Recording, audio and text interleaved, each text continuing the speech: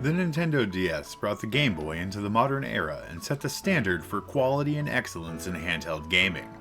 It also had a massive catalog of incredible games across all genres. We all have memories of carrying one around in our younger years, whether it was in a purse, pocket, or an official Nintendo DS case. We hung danglers from it. We put stickers on it. Everyone had a unique and very personal relationship with their DS. So much nostalgia. But, as we know, nostalgia comes at a cost. Today, we're going to look at 7 DS JRPGs that have attained great heights in the pricing department. Without further ado, let's get into it.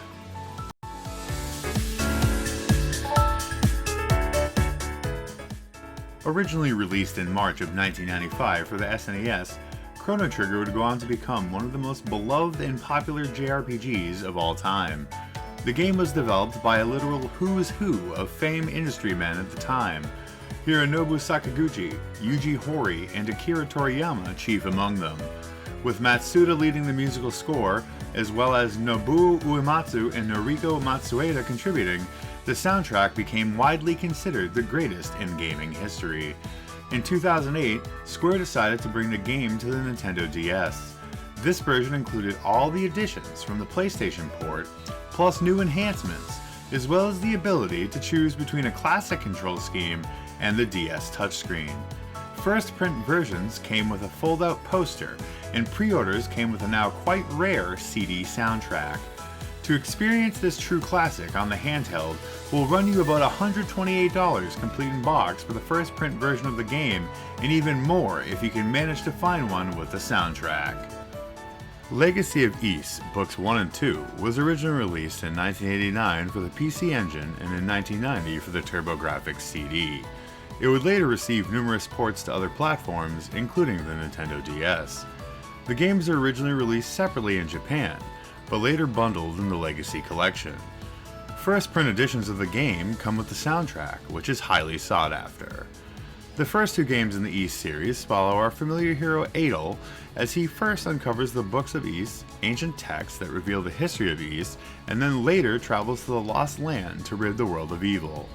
The games and this compilation were well received and earned numerous rewards and accolades. The music was especially beloved, with some saying the game had the best soundtrack of all time. This surely added to the collecting frenzy over the first print copies of the games that included that soundtrack. To reward your ears with those silky smooth sounds and enjoy this great compilation will run you around $142 complete in box.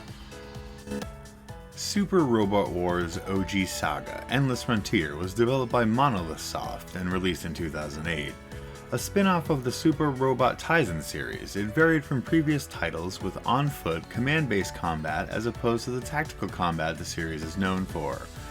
The game was well received and garnered significant praise for its sprite work and stylish presentation. The game features numerous crossover characters from Namco/Capcom and Xenosaga series, such as the wildly popular Cosmos. This is another title with a soundtrack offered with a North American release. Though the series is niche over here, this game is highly sought after and commands an impressive price on the secondary market. To suit up and battle it out with this title will run you about $150 complete in box. Dragon Quest V was released in 1992 in Japan and was the first installment of Dragon Quest on the new console. The game was wildly popular and would later receive enhanced remakes first for the PS2 in 2004 and the Nintendo DS in 2008. The DS remake was the first time the game was released outside of Japan. The game tells a coming-of-age story and features multiple generations in the storyline. The game deals with mature themes like loss, grief, and slavery. Many fans of JRPGs proclaim it as one of the best games ever produced in the genre. Dragon Quest V was a frontrunner in many aspects. The game was one of the first to feature tameable monsters who could join your party and fight by your side. It was also one of the first games to allow you to choose a partner during gameplay, first from 2 potential wives, and then a third in the remakes. Its unique splitting up of the storyline through different time periods was also one of the earliest examples of this form of storytelling. The series has always been insanely popular in Japan. Though the series is popular in North America, it is not nearly to the same extent. This may have contributed to lower print runs for the DS remake, as well as it being the third time the game had technically been released. To enjoy this draconic throwback will run you about $186, complete in box. Blue Dragon: Awakened Shadow was released on a Nintendo DS in 2009 in Japan and worldwide in 2010. It is the second Blue Dragon game to be featured on the handheld.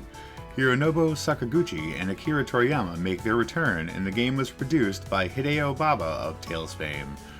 The game makes a shift from the traditional turn-based or strategy RPG roots of its predecessors and features real-time combat. It features a customizable unnamed protagonist, and Shu and his friends from the prior games are controlled by AI. It also features a fairly robust item synthesis system. The game received middling reviews and was criticized for overly long cutscenes and the layout of the gameplay on the two DS screens.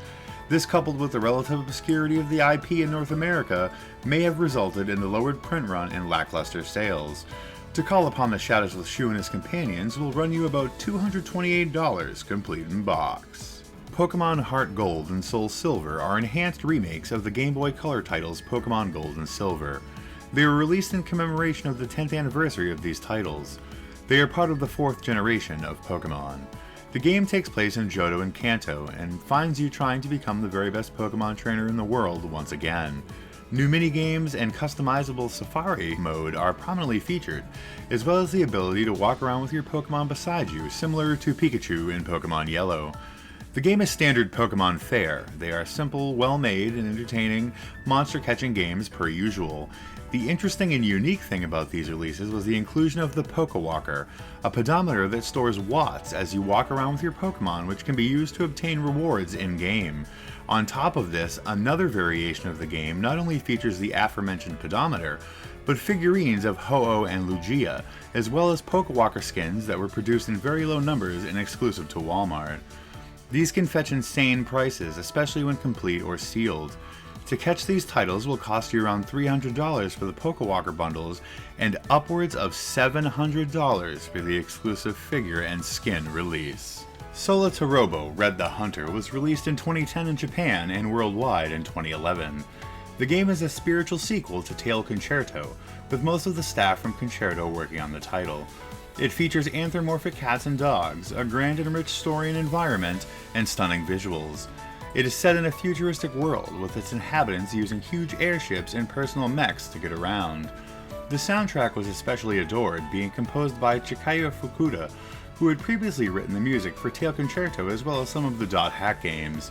The game was reviewed well in Japan, though it did not sell well.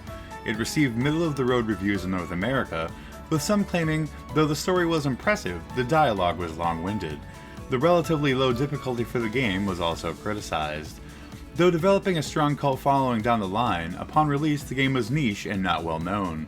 Low print runs and poor sales have resulted in a game that can fetch a whopping $371 complete in box. Well, that about wraps up our list of insanely expensive DS JRPGs. Can you think of any others that are burning up the price charts? What expensive DS RPGs do you have in your collections? Let us know in the comments. If you like what we're doing on the channel, please leave us a like and consider subscribing. We're closing in on 1,000 subscribers. Also, if you'd like to join the collecting and gaming discussion, we'll be taking the coldest Discord public later this week.